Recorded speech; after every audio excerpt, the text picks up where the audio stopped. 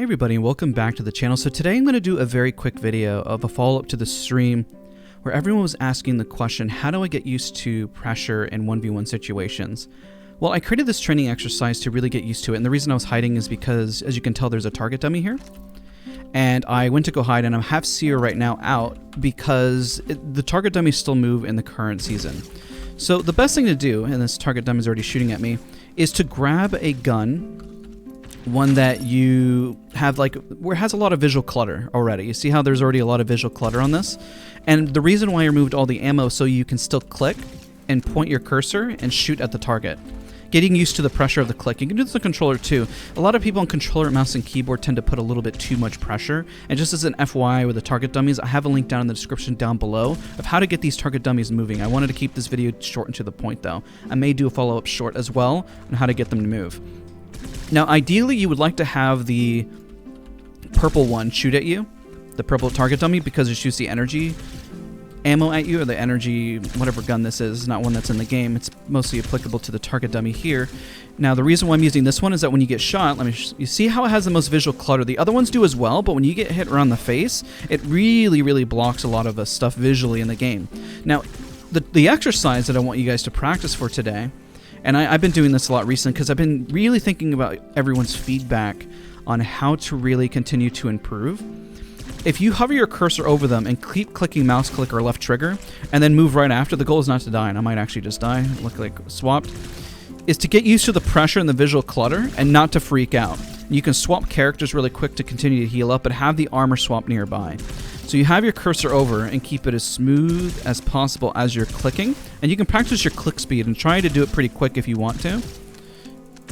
But you'll have the click of the weapon to kind of go back and forth, and you hover your cursor right over them and go for smoothness. Now the reason you're doing this, and everyone was asking me how do you improve your recoil control as well, and I'll show you an example.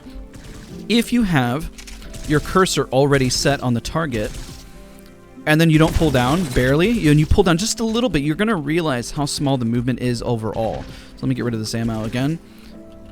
And you hover your cursor over now. Implement as well movement into this as I hit escape on accident.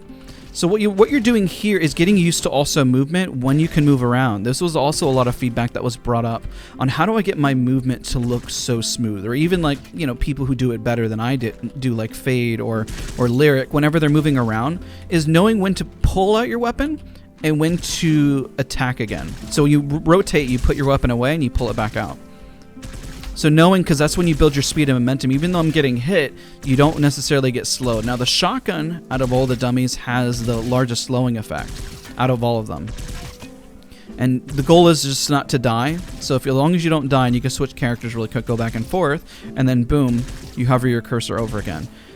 If you do this enough, when you're in a gunfight in-game, the idea is that you're not freaking out under pressure when you're being shot at. Realize that you both have the same amount of DPS if you're using the same weapons, and continue to keep your movement as smooth and as slow as humanly possible. And you can go incorporate movement and slide and move around. So there's a few things that you're working on here. Let's cover those just to kind of recap before I switch over. Is you're focusing on keeping your crosshairs on the target through clutter. It's nice and smooth and easy.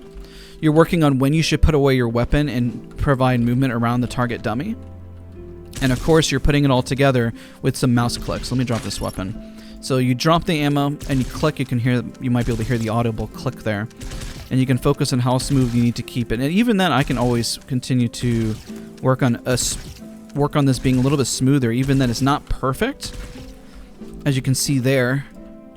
And you can always get better on this. So why do this? Well, I was really up late last night thinking, how do I help people improve that are not getting in enough 1v1 scenarios and that are kind of still freaking out under that pressure?